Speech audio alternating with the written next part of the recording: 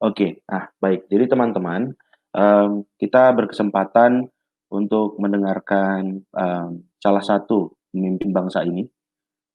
Beliau, Menteri Komunikasi dan Informasi yang saat ini sedang menjabat dan banyak halo, selamat malam, Pak. Selamat malam Pak Theo, selamat malam Iya. semuanya. Iya, terima kasih, Pak, kesempatannya. Nampaknya sibuk seharian jadi harus beberapa kali tertunda, tapi masih banyak yang setia menanti Bapak. Terima kasih, Pak. Terima Heeh. kasih. Iya, Pak. Iya. Jadi, untuk mempersingkat waktu, mungkin bisa langsung kita serahkan kepada Bapak Joni Plate sebagai Menteri Kominfo kita. Selamat mendengarkan teman-teman. Jadi sesi ini akan 45 menit ke depan. Kepada Bapak Joni Plate, waktu dan tempat kami persilakan, Pak. Baik, terima kasih Pak Theo. Ya, assalamualaikum warahmatullahi wabarakatuh. Selamat malam, salam sejahtera untuk kita semuanya. Om Swastiastu, Namo Buddhaya, salam kebajikan. Pertama-tama tentu Pak Theo ya, saya merasa suatu kebanggaan tersendiri bagi saya bisa ikut ambil bagian dalam acara ID Next Leader ya, dalam rangka Pekan Raya Mahasiswa Nasional kali ini.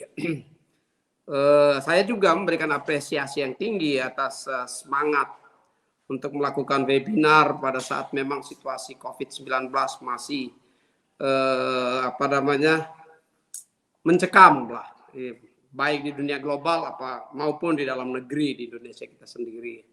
Saya teringat lagi situasi saya sebagai mahasiswa dulu dengan sekarang tentu jauh berbeda ya, di mana berbagai kemudahan-kemudahan saat sekarang ini perlu ya untuk kita pahami dan kita ambil bagian di dalamnya. Ternyata Pak Theo, COVID-19 ini ada sisi lain yang perlu dilihat secara positif ya, yaitu COVID-19 mendorong akselerasi transformasi digital.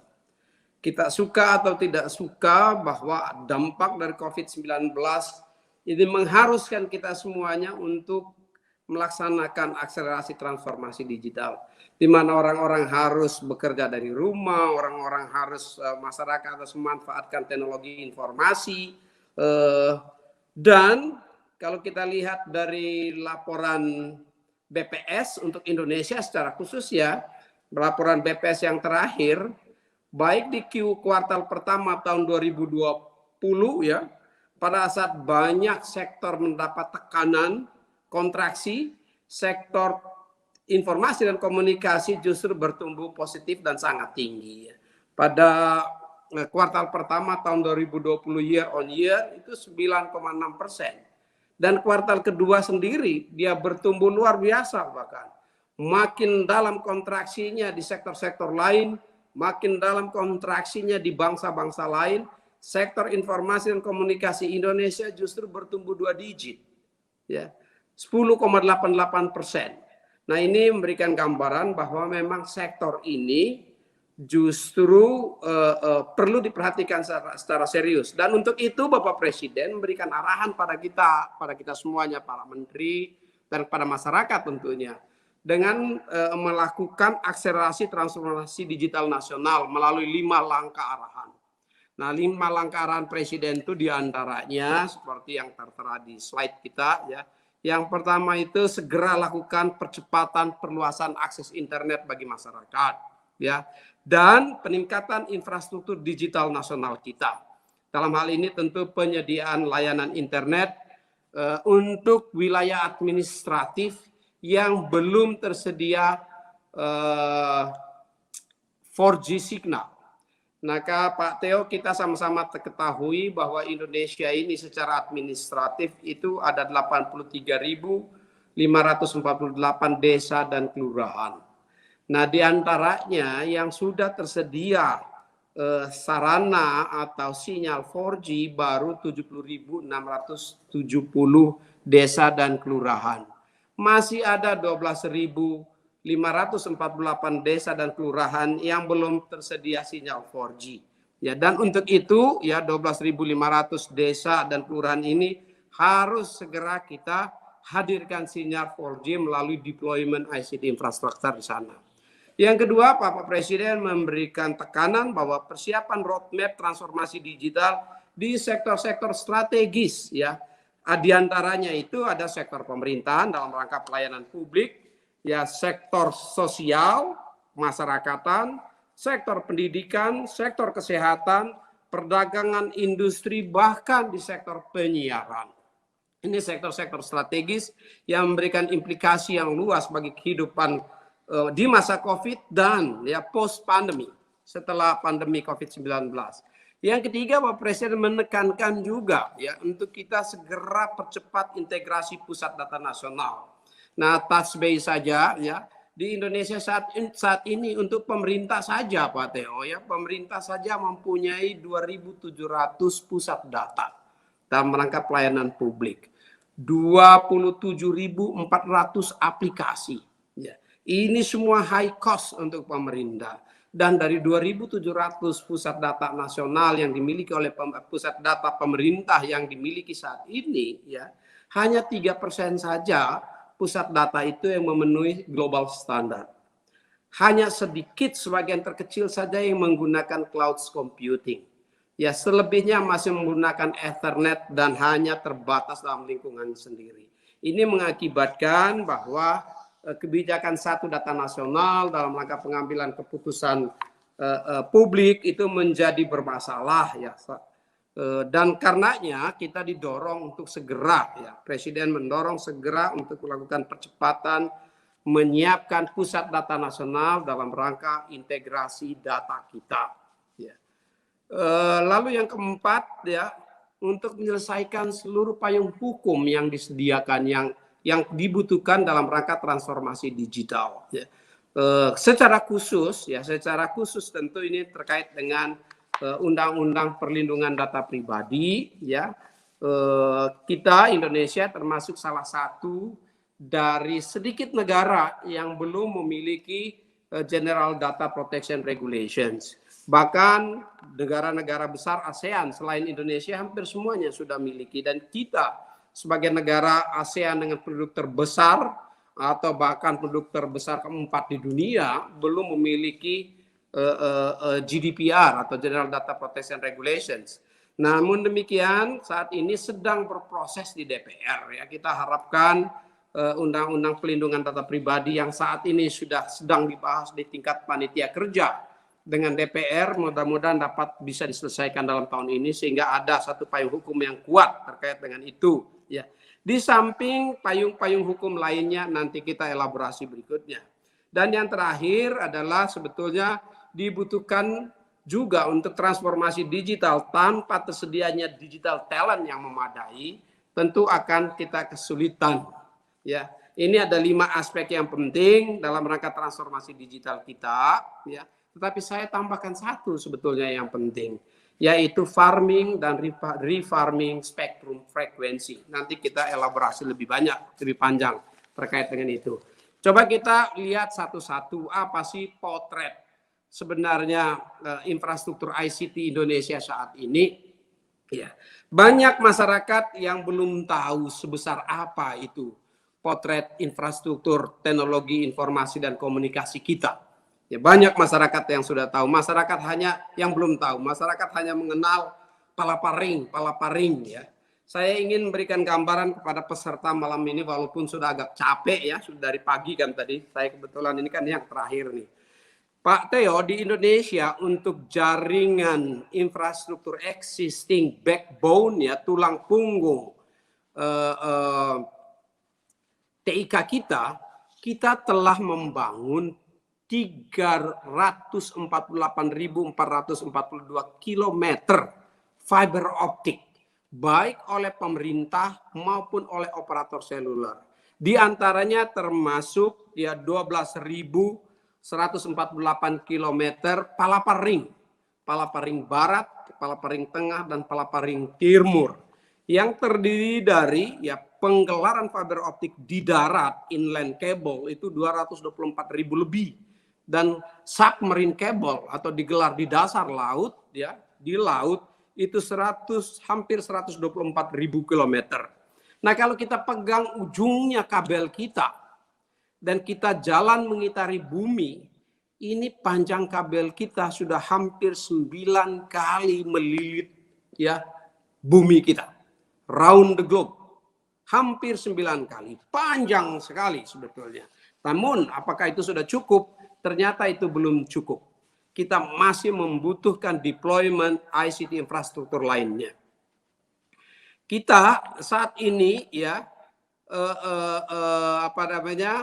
sudah menggunakan. Nah, itu yang tadi yang saya sebut fiber optic itu disebut dengan backbone ya, backbone network. Kita juga mempunyai middle mile network. Kita telah membangun jaringan fiber link network di Indonesia. Kita membangun microwave link di Indonesia. Dan saat ini kita memanfaatkan satelit. Ada 5 satelit nasional yang kita pakai untuk kebutuhan telekomunikasi kita dan 4 satelit asing. Ya, keseluruhan kapasitas 9 satelit itu sekitar 50 gigabit per second. Ya. Dan saat ini kita juga dalam roadmap kita sedang akan membangun satu high throughput satelit terbesar di Asia Tenggara. Ya, sebesar 150 gigabit per second. Atau 3 kali kapasitas 9 satelit yang kita miliki saat ini. Ya. Itu mudah-mudahan bisa diletakkan di orbit satelit kita pada tahun 2023 nanti. Dan tadi sudah saya sampaikan ada 12.548 desa yang belum mempunyai sinyal 4G. Inilah yang harus kita selesaikan di the last mile ya, untuk membangun BTS menjangkau seluruh wilayah nasional kita ya. BTS hingga saat ini sudah hampir 480.000 BTS yang dibangun, base transceivers stations ya di Indonesia. Hampir 480.000 BTS. Kalau kita bayangkan BTS kita ini dibangun di negara tetangga kita yang paling dekat misalnya, itu hampir 50 meter sudah dibangun satu tower di sana. Tapi di Indonesia 480.000 yang dibangun pun belum cukup. Kita masih membutuhkan untuk menyelesaikan the last mile. Ya, apakah nanti membangun tambahan fiber optik, membangun BTS tambahan, atau menggunakan microwave link menjangkau pemukiman masyarakat, pelayanan pemerintahan terdepan, desa, kantor-kantor desa, puskesmas, kantor-kantor kepolisian, dan sekolah-sekolah di wilayah-wilayah yang remote yang belum kita bangun saat ini. Ya. Dari 12.148 desa dan kelurahan ternyata ada 9.113 desa dan kelurahan itu berada di wilayah 3T atau terdepan, terluar, dan tertinggal. 9.113 desa ini banyak sekali. Dan Kominfo akan fokus untuk menyelesaikan pembangunan infrastruktur TIK kita tahun 2021 dan 2022 untuk menyelesaikan seluruh desa dan kelurahan yang belum tersedia sinyal 4G ya dalam 2 tahun ke depan, 2021-2022. Untuk itu Kominfo sedang merancang roadmap pembiayaannya, blended financing yang dibutuhkan, apakah itu dari Universal Service Obligation, alokasi PNBP, penerimaan negara bukan pajak, atau porsi APBN rupiah murni yang kami sedang diskusikan dengan Menteri Keuangan. Bapak Presiden sendiri telah menyampaikan keputusan politiknya untuk ini harus diselesaikan. Nah, di 9.113 desa di wilayah 3T dan tersisa 3.435 desa dan kelurahan di wilayah komersial atau non 3T. Ya, termasuk di ibu kota ini ada satu desa, ada satu kelurahan yang belum ada atau belum terlayani dengan sinyal 4G. Ya. Dan 3.435 desa dan kelurahan ini akan diselesaikan oleh operator seluler karena itu wilayah kerja operator seluler. Saya dalam pembicaraan dengan manajemen dan pimpinan operator seluler, mereka mempunyai semangat yang sama dan berharap pada tahun 2022 akhir seluruh desa dan kelurahan di Indonesia sudah harus terlayani dengan sinyal 4G. Ya, ini infrastruktur TIK membutuhkan biaya yang mahal, pekerjaan yang sulit, akan menempuh wilayah darat, laut, sungai, ngarai, lembah, gunung, itu semua akan ditempuh untuk membangun infrastruktur TIK kita. Nah, apalagi di wilayah 3T, ya itu tidak gampang. Namun Kominfo telah mengambil keputusan bahwa menjadi tugas kita untuk menyelesaikan TIK hingga seluruh pelosok tanah air di mana masyarakat itu bermukim, khususnya di mana kantor-kantor desa atau desa itu berada, harus kita selesaikan. Nah, yang kedua ya, selain infrastruktur TIK tadi, kita juga harus membangun pusat data center. Kami telah mendesain pusat data center dan berharap ya pusat data center pemerintah nanti ada di 4 lokasi dengan prioritas pertama di 2 lokasi. Tadinya sudah diambil keputusan bahwa pusat data center kita itu akan dibangun di ibu kota negara sekarang atau Jabodetabek ya, dan ibu kota negara baru ya. Serta ada wilayah Batam dan 1 wilayah lagi yang akan kita tentukan kemudian. Nah, pusat data ini tadi saya sudah sampaikan bahwa dalam rangka untuk mengambil kebijakan kita membutuhkan 1 pusat data dan 1 data nasional. Saat ini karena data itu tersebar dan terdistribusi di data producer di seluruh tanah air dengan sistem yang berbeda-beda, tidak semua menggunakan cloud computing, hanya sedikit yang mempunyai kualifikasi standar global, maka data-data itu terpaksa harus dilakukan interoperabilitas, ya, termasuk data-data yang terkait dengan COVID-19, ya. Data-data bantuan-bantuan sosial, seluruh program-program perlindungan sosial itu datanya harus dikelola kembali ya dari sumber-sumber data yang manual dari seluruh Indonesia yang tidak secara on time dan timeline ya. Maka Kominfo melakukan cleansing data dan interoperabilitas model data untuk menyajikan ya data yang bisa digunakan dalam rangka penyelenggaraan dan pengambilan keputusan publik ya. Persoalannya adalah interoperabilitas dan proses pengolahan data tentu sangat tergantung pada input data yang dilakukan oleh produser-produser data. Nah, produser-produser data ini berada dari daerah ya. Dan data dari daerah yang masuk itulah yang dikelola. Yang kadangkala dalam rangka cleansing data ini mengalami kesulitan karena data-data tersebut ternyata terlalu banyak yang harus dilengkapi. Ya, terlalu banyak data-data yang tidak lengkap, yang mengakibatkan kesulitan dalam rangka pengolahan data. Namun, ya karena COVID-19, maka Kominfo bersama-sama BSSN melakukan pengolahan data sehingga bisa disajikan data-data yang siap dalam rangka pelaksanaan kebijakan publik yang dilakukan pemerintah saat ini, khususnya yang terkait dengan perlindungan sosial. Ya, kalau data-data terkait dengan COVID-19, saya kira itu sudah sangat bagus dan sudah jauh lebih akurat, di mana interoperabilitas dan security data dilakukan bersama-sama antara Kominfo dan BSSN dengan wali datanya ada di Kementerian Kesehatan.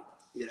Kita ingin membangun data dengan kapasitas 43.000 cores dan 72 petabytes. Data yang akan dibangun, pusat data pemerintah yang akan dibangun ini adalah pusat data pemerintah Tier 4. Pusat data pemerintah Tier 4 itu adalah pusat data dengan kualifikasi tertinggi di dunia. Ya, Tier 4 itu standar yang paling tinggi yang ada di dunia, di mana redundancy, power supply, security system, ya semuanya itu redundant. Dan mudah-mudahan ini bisa kita selesaikan. Kita berharap tahun 2021 pusat data nasional ini bisa dimulai dan bisa beroperasi dan selesai pada 2022 dan operasi awal ya tahun 2023.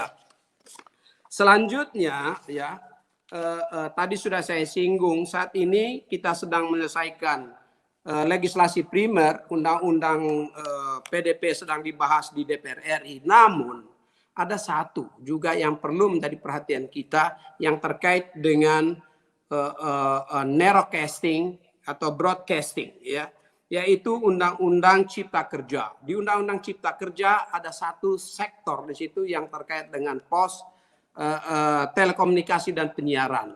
Nah, ini apa ini? Di sektor penyiaran kami sudah memasukkan draft agar Indonesia segera memasuki era pertelevisian digital atau digital broadcasting, ya, digital TV dengan model yang disebut dengan analog switch off dan simulcast.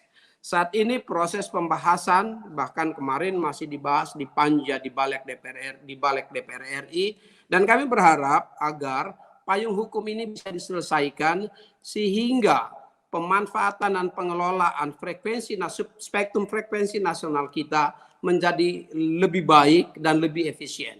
Karena dengan selesainya undang-undang Cipta Kerja nanti sektor khususnya terkait dengan sektor penyiaran, maka akan ada yang disebut dengan digital dividend. Digital dividend di frekuensi 700 MHz ini sangat berguna, bermanfaat, dan ini golden frekuensi, golden spektrum untuk telekomunikasi.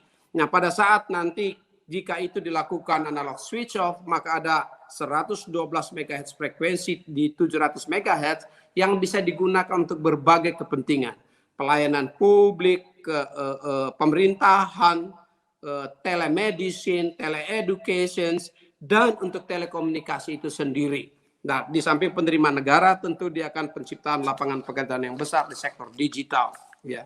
Dan yang berikutnya adalah kesediaan talenta digital. Pak Theo, boleh saya sampaikan ya bahwa 15 tahun ke depan Indonesia diproyeksikan membutuhkan sekitar 9 juta ya digital talent. Dan kalau itu kita prorata per tahun, setiap tahunnya setidaknya kita membutuhkan 600.000 digital talent. Kominfo melakukan stimulus, ya program-program stimulus penyediaan digital talent, yang melalui program-program di Kominfo yang dikenal dengan 3 layer. Layer basic atau basic digital skills itu berupa literasi digital atau digital literasi. Ini Gerakan Nasional Literasi Digital Cyber Kreasi. Beberapa hari yang lalu saya menerima penghargaan prize winner dari WSIS-ITU PBB Indonesia Cyber Kreasi, program Cyber Kreasi ini diberikan prize winner yang terbaik di dunia dalam rangka literasi digital. Yang saat ini bekerja sama dengan lebih dari 100 lembaga, ya NGO, mitra-mitra ekosistem Kominfo, ya, dan tentu dengan berbagai kelompok masyarakat. Ada 100 lebih kelompok masyarakat yang bekerja sama dalam rangka Gerakan Nasional Literasi Digital atau Cyber Kreasi ini. Telah menjangkau 75 juta rakyat dari lebih dari 268 juta penduduk kita. Level basic, kita juga mempunyai level intermediate digital skill. Ini program pelatihan disiapkan oleh Kominfo bagi anak-anak muda yang berijazah, baik berijazah SMA atau setara sekolah menengah atas dan berijazah sarjana. Setiap tahunnya atau tahun 2020 ini Kominfo menyediakan pelatihan bagi 50.000 pemuda-pemudi millennial groups ya yang mempunyai jasa. Ya, ada berbagai di situ digital talent scholarship, ada banyak program akademian di dalamnya yang dilakukan secara batch, secara bertahap. Kali ini sudah 3 batch tahun 2020, semuanya dilakukan secara online. Apa saja programnya di situ? Banyak sekali. Nanti tinggal dilihat di digitaltalent.go.id Kominfo. Di situ sudah tersedia informasinya ya. Ini program-program yang terkait dengan cloud computing, training yang terkait dengan artificial intelligence, Internet of Things, virtual reality, augmented reality, big data, dan lain sebagainya, di mana kita sangat membutuhkan saat ini dalam rangka untuk pemenuhan kebutuhan startup kita, untuk pemenuhan data center kita, untuk pemenuhan inventors dan inovator kita untuk pemenuhan telekomunikasi dan digitalisasi Indonesia. Dan kita juga mempunyai satu program lagi yang dikenal dengan Digital Leadership Academy. Ini untuk menghasilkan master mentor atau suhu-suhu digital. Program ini bekerja sama dengan teknologi company global dan beberapa perguruan tinggi termasuk Tsinghua University di Beijing, ya, yang kita lakukan program secara pendidikannya secara face to face, ya, dalam ruang kelas. Hanya karena COVID terpaksa program ini kita tunda.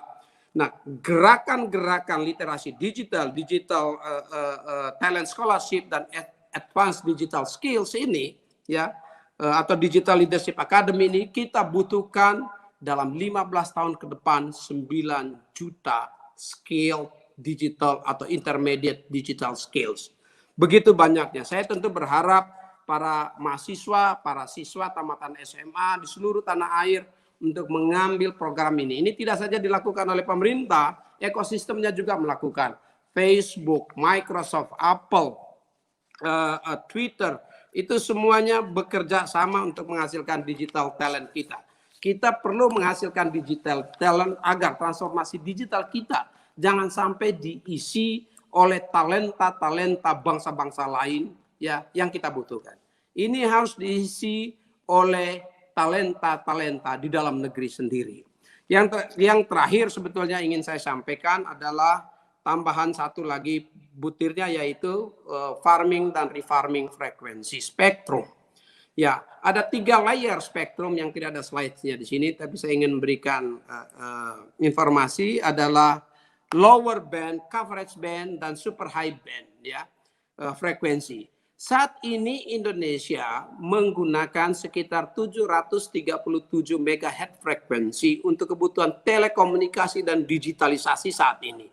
Tetapi dari proyeksi yang kami lihat dan kami hitung sampai dengan tahun 2024, Indonesia membutuhkan sekitar 2047 MHz frekuensi. Atau dengan kata lain, kita harus mencari farming dan refarming spektrum-spektrum baru sebesar 1310 MHz frekuensi di seluruh level frekuensi. Dan ini tidak mudah. Kalau sebagai analogi, kira-kira kalau kita ingin membangun jalan tol, maka kita perlu tanah. Dan apabila tanahnya sudah dimiliki oleh orang-orang atau masyarakat, bahkan korporasi tertentu, harus dibebaskan. Demikian halnya frekuensi. Apabila spektrum itu sudah digunakan, maka Kominfo atau pemerintah harus melakukan refarming frekuensi agar bisa digunakan untuk satu kepentingan pertelekomunikasian yang lebih besar, ya. Dan mempersiapkan deployment 5G. Nah, untuk deployment 5G kita sudah melakukan percobaan trial 5G di frekuensi super high band, dan itu berhasil. Dan saat ini perlu mulai dipikirkan untuk memulai deploy 5G di Indonesia. Tentu 5G dan 4G dua hal yang sangat berbeda, ya, tetapi ya untuk 5G mulai dipikirkan. Ya, kami sudah memikirkan untuk kepentingan 5G dan menyiapkan setidaknya kebutuhan Indonesia untuk 5G sebesar 1880 MHz frekuensi di semua layer, ya, di semua layer. Dan layer yang paling penting adalah 2,3 giga, 2,6 giga, 3,3 giga dan 3,5 GHz frekuensi yang saat ini sedang aktif digunakan. Terakhir sebelum saya akhiri presentasinya, saya ingin menyampaikan di sisi hilir. Tadi saya ngomong sisi hulu. Di sisi hilir, Bapak Presiden mengingatkan saya pada saat menunjuk saya sebagai menteri untuk memperhatikan. Yang pertama, perhatikan data sovereignty. Ya, sovereignty data atau kedaulatan data harus diperhatikan, dijaga. Yang kedua, memperhatikan terkait dengan cyber security. Dan yang ketiga, industrinya. Nah, data sovereignty ini perjuangan yang luar biasa. Sekarang orang menyebut nilai ekonomis data itu diibaratkan sebagai the new oil. Nah, dalam kaitan dengan ini kita harus menjaga dan mengelola data kita dengan baik. Di berbagai forum dunia, apakah itu di ITU, di PBB, atau di World Economic Forum, di ASEAN, China, dan persiapan untuk G20 Summit ICT Ministers, Indonesia ya mengambil proposisi terkait dengan cross border data flow. Proposisi yang kita lakukan adalah data itu dalam rangka flow atau aliran data harus memperhatikan lawfulness data, harus memperhatikan fairness dalam penggunaan data, dan tidak lupa ya harus memperhatikan reciprocity data. Jadi kalau ada flow data, apalagi flow data antar negara atau cross border, harus memperhatikan protokol di mana keseimbangan penggunaan dan pemanfaatan data serta tanggung jawab serta level perlindungan hukum yang sama yang harus menjadi prasyarat ya, data. Di dalam proposisi kita di G20 ICT Minister meeting, Indonesia menyampaikan pentingnya lawfulness, fairness, dan reciprocity data, dan itu diadopsi di dalam rekomendasi untuk nanti menjadi kesepakatan pemimpin-pemimpin negara G20 Summit tahun ini. Kita juga perlu memperhatikan di sisi hilir, yaitu bagaimana kita mengelola media sosial kita secara cerdas. Saya betul-betul menitipkan ini ya agar kita bijak bermedia sosial dalam rangka menjaga ruang digital kita yang sehat ya.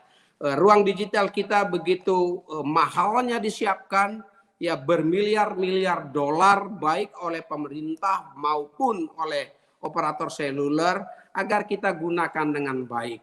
Jangan sampai hanya karena kecepatan memencet tombol send lalu kita mengedarkan informasi yang tidak akurat. Kita butuh secara cerdas menggunakan ruang digital kita. Kita membutuhkan menggunakan ruang digital kita terhadap hal-hal yang baik, hal-hal yang benar, dan hal-hal yang bermanfaat. Nah, memanfaatkan dan menggunakan ruang digital kita secara bermanfaat menjadi tugas dan tanggung jawab kita bersama demi kejayaan negeri kita dan demi masyarakat dan bangsa kita sendiri. Saya kira itu sebagai pengantar diskusi yang bisa saya sampaikan, Pak Theo. Ya, apabila ada beberapa yang ingin didiskusikan, dibicarakan, tentu dengan senang hati kita berdiskusi. Terima kasih. Assalamualaikum warahmatullahi wabarakatuh. Terima kasih Pak atas paparannya Pak. Untuk ini jadi mungkin kalau ini Pak, kalau boleh ya, kita mau tahu. Ini kan mumpung nih Pak, di sini acaranya Pekan Raya Mahasiswa, paling banyak mahasiswa. Kalau begitu kira-kira kan ini usianya usia anak-anak Bapak gitu ya. Nah, kalau boleh Pak, ada pesan khusus mungkin terutama ini memang menyambut perjuangan mahasiswa yang belajar di era COVID ini Pak. Tapi saya membaca melalui chat ada yang nanya untuk kasih semangat para mahasiswa ya. Jadi begini ya, kita suka atau tidak suka, show has to go on. Saya dulu dari pengalaman empiris ya, pada saat saya kuliah, orang tua itu, saya dari daerah, dari kampung ya, datang ke Jakarta, kuliah di Jakarta. Nah, orang-orang tua di kampung itu berharap bahwa ukuran selesainya kuliah saya adalah ijazah saya. Tapi zaman sekarang ijazah saja tidak cukup. Kita dibutuhkan juga untuk mempunyai skill. Ya. Dalam kaitan dengan itu, Kominfo mendorong sekali generasi milenial, para siswa mahasiswa untuk menjadi inventor Indonesia. Ya. Untuk menjadi kreator di Indonesia, untuk menjadi inovator baru di Indonesia. Saya sebutkan sebagai 3I, ya, inventor, inovators, dan investor. Ya. Ini para mahasiswa di samping belajar untuk mendapatkan ilmu di kampus, ya, tapi juga harus siap untuk mengisi kebutuhan Indonesia zaman ini. Nah, pada saat kita masuk ke era transformasi digital, maka Indonesia membutuhkan inventor baru yang banyak. Indonesia membutuhkan inovator-inovator baru. Dan Indonesia membutuhkan investor-investor yang baru. Ya, khususnya bagi para mahasiswa generasi milenial saat ini. Ya. Ini tidak boleh menjadi hambatan. Kominfo mempunyai program untuk mendorong 1.000 startup, ya, digital startup.